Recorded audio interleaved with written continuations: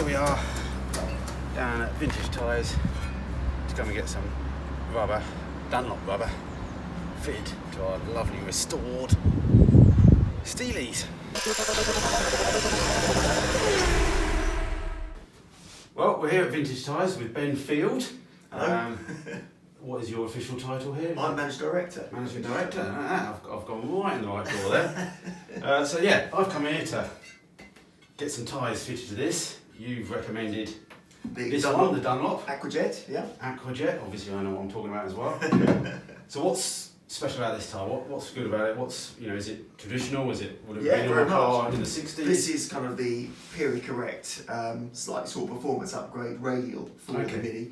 It features Aquajets, which are these little things here within the sipes of the tyre, and they squirt out water, basically when you're in sort of like a damp conditions, and you can lose up to, I think it's a gallon a second as it rolls over. I think that's probably on a slightly larger tyre. You might get sort of a few less, maybe a pint less than that with a smaller tyre like this. Nonetheless, you will pump out quite a lot of water, and they're very, very effective. I've used these on a variety of cars. These are original equipment on the Jaguar E-Type. Oh, okay. Yeah. So in the 185/15 size. So these are 145s, aren't they? 145, 80, 80s.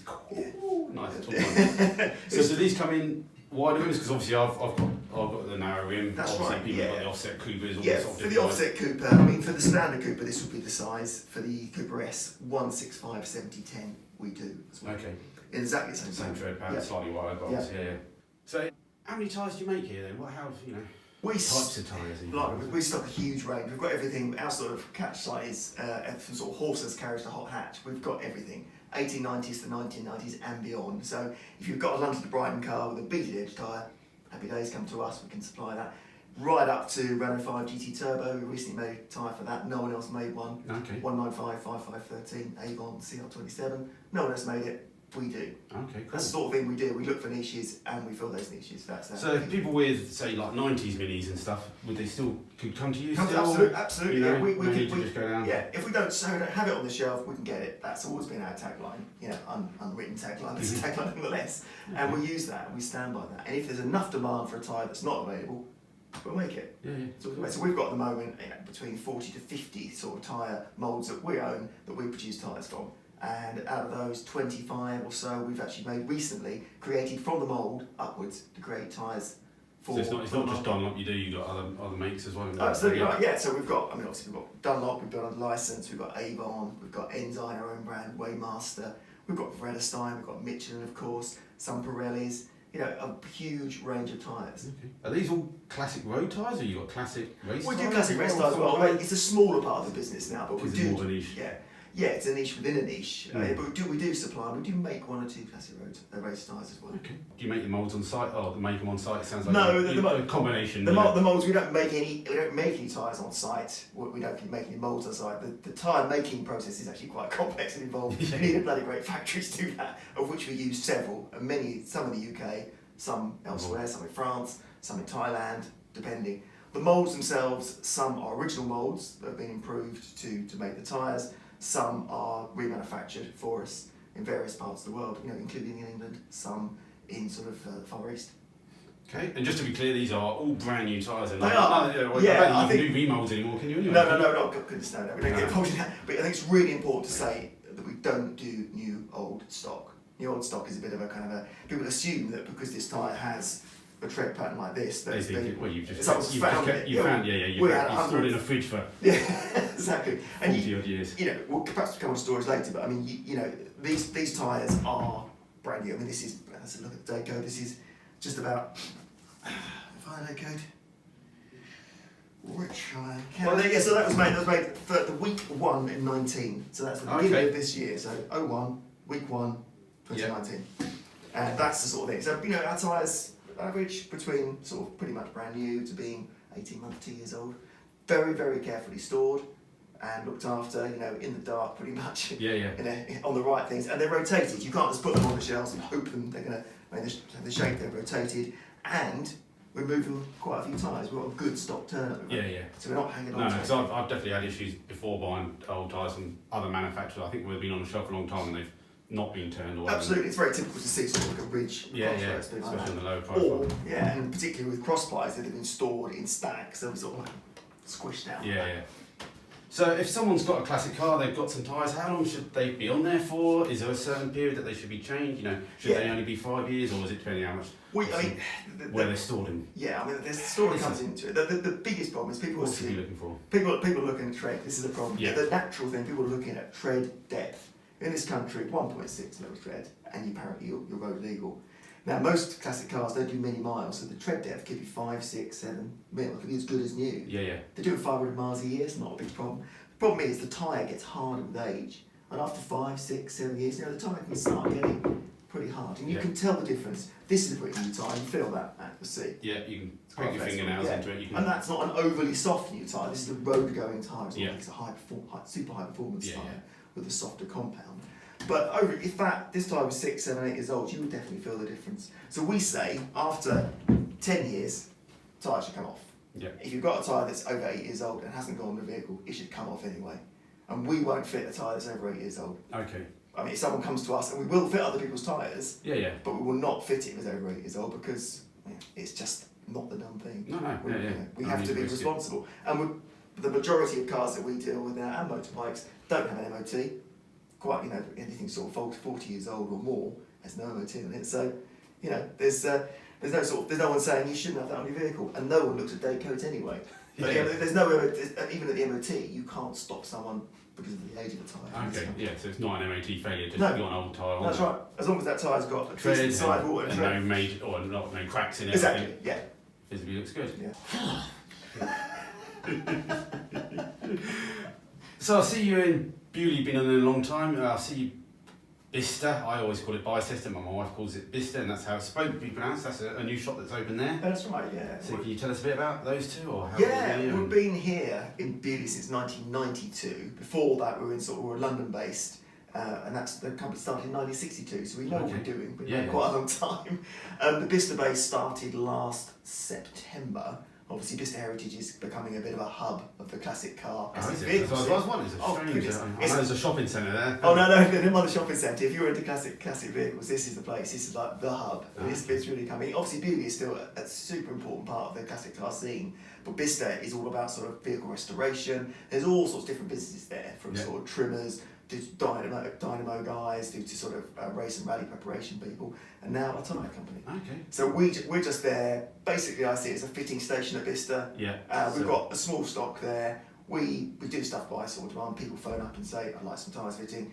We make sure the tyres are in stock, and we're there. Currently open Tuesdays and Wednesdays there. We plan to open 5 days a week within the next 6 to 8 weeks. That's the plan. We're open every day here at Bewley, Saturday mornings as well. Can you just explain what you were saying about this reverse? It's a reverse reverse fitting. Yes. Because it's not a Cooper rim, is it?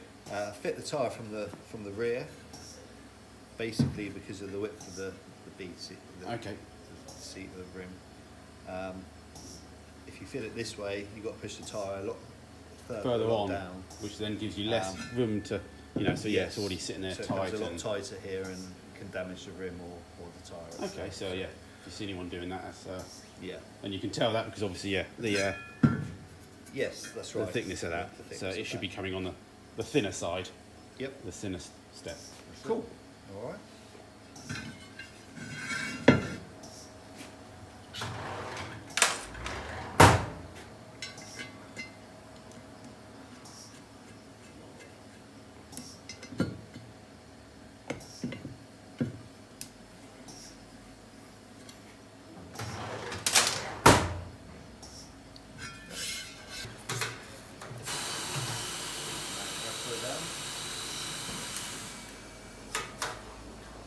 Yeah, I stupidly tried to take one of the tyres off myself originally, but with a disc cutter, so that was a bit silly to do. Oh right, okay. But then I told my mate to take them all off for me with his machine.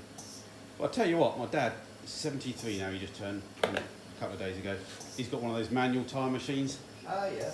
And Jesus, he still fits tyres himself, Oh, okay. on some of his cars, and he goes, I was knackered. I'm like, yeah, I'm not surprised, Dad. You're 73. You don't need to be, fitting tyres.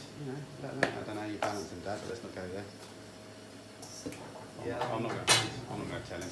We still have the manual fitting machine for some stuff. He says it's a good workout. Yeah.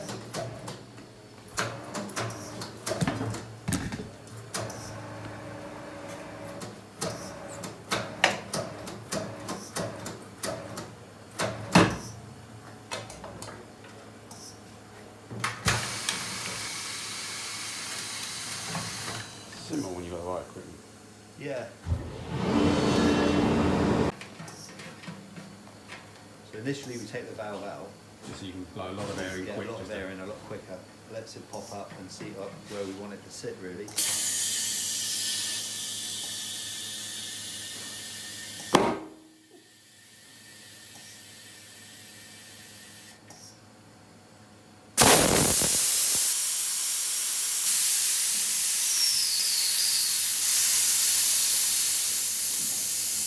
So apart from the dubious paint job on these wheels, there's nothing majorly wrong with the wheels. You didn't come and shout to me and say I can't fit a tyre.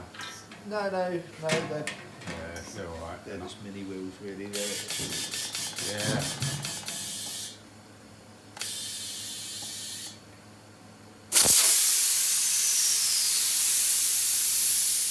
I've definitely had a few others. I had a collection of about 8 of them. Some of the other ones were so pitted on rust all the way through, and some of them, you know. The trouble is, a lot of people use them for like trailer wheels and stuff like that.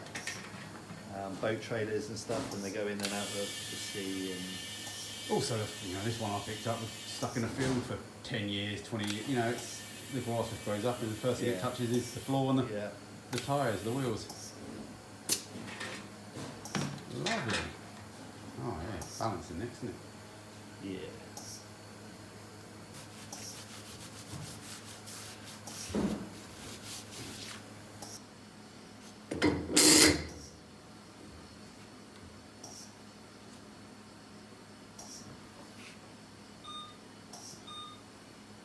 But it's perfect, I don't even need any weights.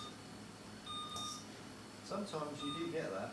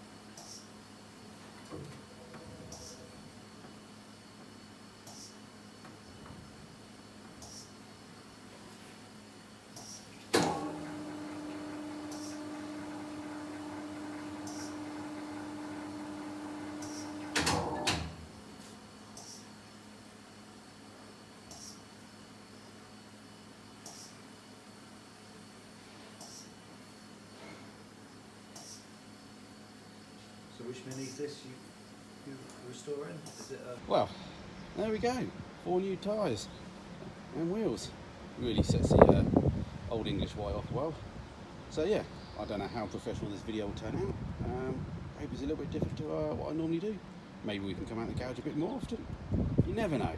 So hopefully I learned something anyway. I don't know if you guys learned anything, but yeah, again, check out their website. Yeah, they do so many different tyres for vintage cars. But yeah, any questions, leave in the comments below, and I can always get Ben to answer them. Yeah, I can maybe even get him to comment directly. Alright guys, let's get back to the garage.